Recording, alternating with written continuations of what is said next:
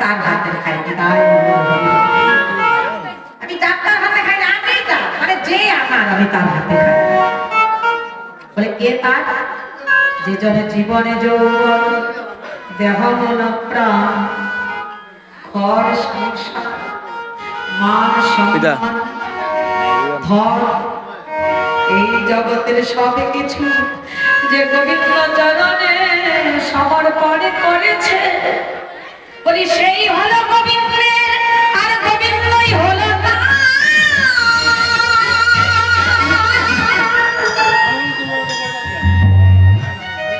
যে আমার বলতে কিছু রাখে, সর্বস্ব সবে দিয়েছে,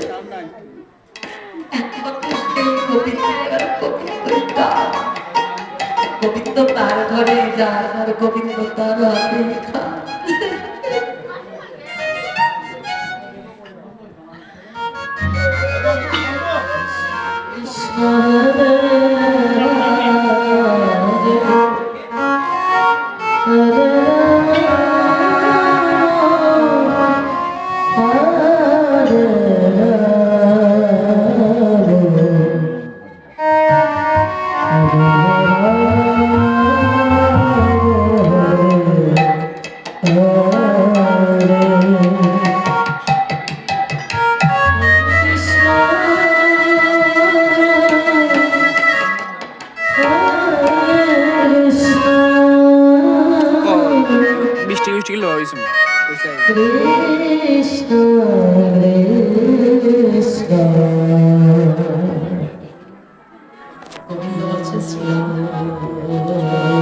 পাড়া প্রতিবেশী মায়েরা সবার মাকে নালিশ করে,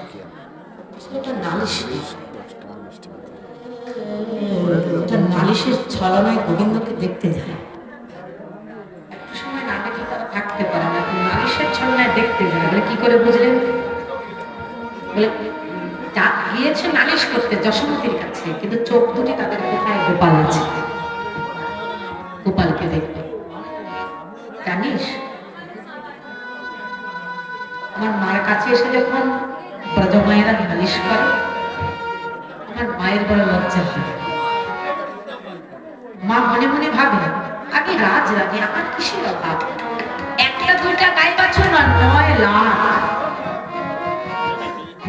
লাখ গাভীর দধিযুক্ত ক্ষীর মাখন ছানা থাকা সত্ত্বেও পাড়া প্রতিবেশীর ঘরে গিয়ে চুরি করে, পাড়া প্রতিবেশীর মায়েরা এসে আমাকে নালিশ করে, আমার কি লজ্জা হয় না? আমি রাজ রানী, কিসের অভাবে ও গিয়ে পাড়া প্রতিবেশীর ঘরে চুরি করে দেবে?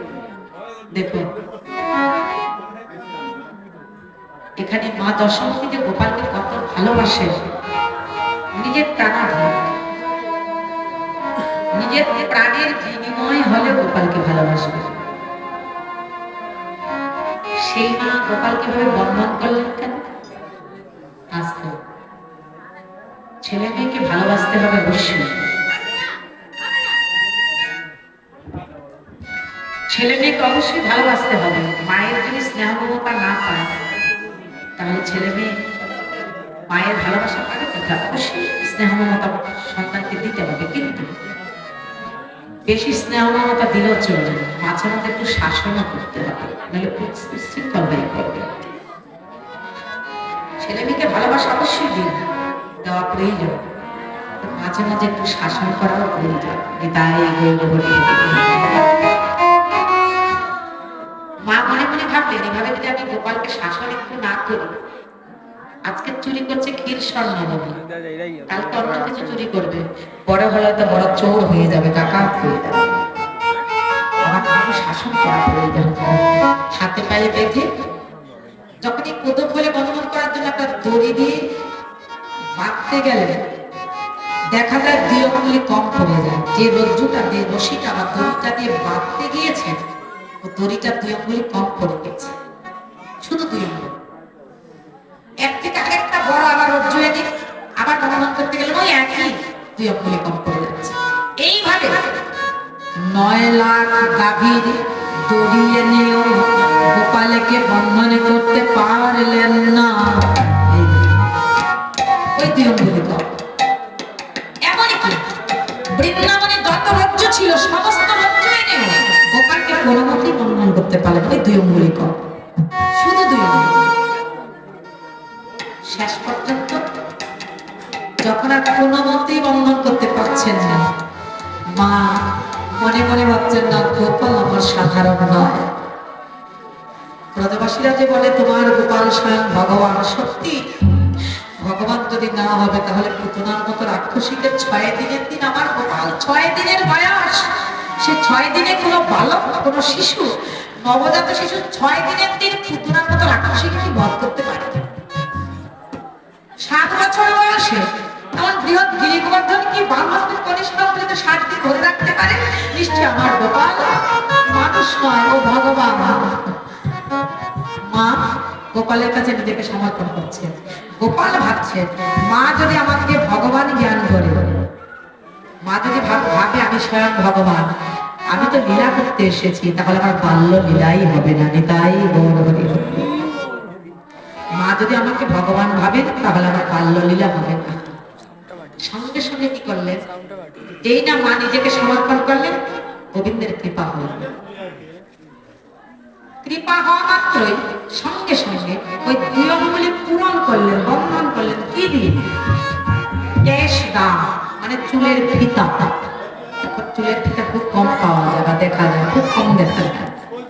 ছোটবেলা আমরা চুলের ফিতা দিয়ে খুব সুন্দর করে বাঁধতাম, বেনি করে খুব সুন্দর করে। এখনো দেখা যায়, কোনো কোনো স্কুলে দেখা যায় ছাত্রীরা খুব সুন্দর করে ফিতা দিয়ে চুল বেঁধে দেয়।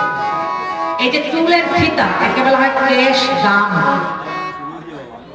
এই যে 2 অঙ্গুলি কম পড়ে গিয়েছিল, এই মায়ের কেশ দাম দিয়ে গোবিন্দের উদরে বন্ধন করেছিলেন বলে গোবিন্দের নাম হয়েছিল দামোদর।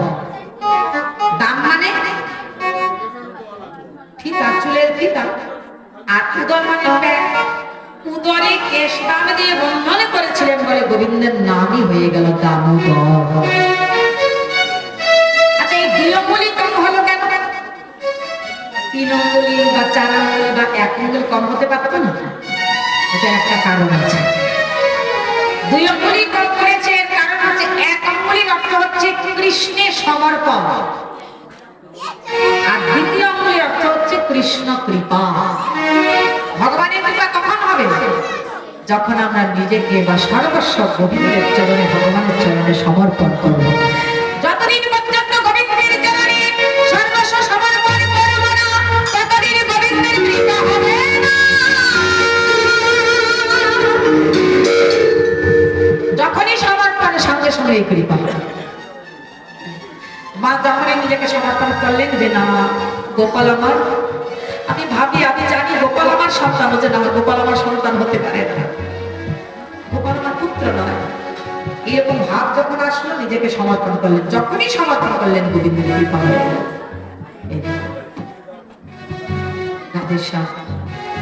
মা যশোমতী কোনো প্রকারেই গোপালকে গহন বনে পাঠাতে রাজি নয়। সুবলাদি শ্রীরামাদের শাখাগঙ্গে অনেক অনুনয় বিনয় করছে, এমনকি শেষ পর্যন্ত বলরাম দিয়ে নিবেদন করছে মা গোপালকে বিদায় দাও, কোনো মতেই পাঠাবে না। তারপর শ্রীরাম বনের সমস্ত কাহিনী বললেন, বনে কি ঘটনা হয় সমস্ত কিছু যখন খুলে বললেন, মা নিশ্চিন্ত হলেন না বনে যদি গোপাল আমার যায় গোপালের কোনো ভয়, কোনো বিপদ হবে না। মা কি করলেন, গলায় হাতে কানাইকে সঁপে দিলেন, আর সখাগণিকে সঙ্গে নিয়ে নন্দরানী নন্দ মহারাজ আর গোপালকে রাখালের বেশে সুসজ্জিত করে হাতে মুরলি দিলেন, বেনু দিলেন আর বেত্র দিলেন, মানে গচারণ করে লাঠি দিলেন, বেনু বেত্র দিয়ে রাখালে বেশে সজ্জিত করে গলায় হাতে সঁপে দিলেন। গলায় আমার কানাইকে নিয়ে মায়ের নিকট থেকে বিদায় নিয়ে নবলক্ষ ধেনু নিয়ে আর সখাগণিকে নিয়ে যাত্রা করলেন, কষ্ট করছেন। আপনারা যদি বৃন্দাবনে যান অবশ্যই দেখতে পাবেন, বা যদি কোনোদিন যান দেখবেন, বা যারা গিয়েছেন দেখে এসেছেন, দর্শন করে এসেছেন, নন্দ ভবন থেকে যদি কষ্টে দেওয়া হয় তাহলে নন্দ ভবন, তারপরে যাবর, তারপরে কষ্ট করছেন। ফিরার পথে কষ্ট করছেন থেকে আগে যাবর, যেখানে রাধারানী শ্বশুরালয় জটিলাপুরী, তারপরে নন্দালয়। যাওয়ার পথে গঠে যাওয়ার পথে নন্দালয় থেকে যাওয়ার পথে যাবর পরে রাধারানী শ্বশুরালয় জটিলাপুরী। জটিলাপুরীতে যখন উপনীত হলেন যাবতে, শ্রীমতী রাধারানী গোবিন্দের গোষ্ঠযাত্রা দর্শন করছেন। মানে রাধাগোবিন্দের মিলন হয়। রাধাগোবিন্দের মিলন হওয়ার পরে গোবিন্দ প্রতিশ্রুতি দিলে আমি ফিরার পথে আবার তোমাকে দর্শন দেব। আবার কি করলেন? শাখাবাণীকে নিয়ে দাদা বলরামের সঙ্গে এবার যাত্রা করলেন গোষ্ঠগোচারণে। বলে গঠে চলে যাদুমণি উঠিল মঙ্গল ধ্বনি, গঠে চলেন ড্রাইভার হরি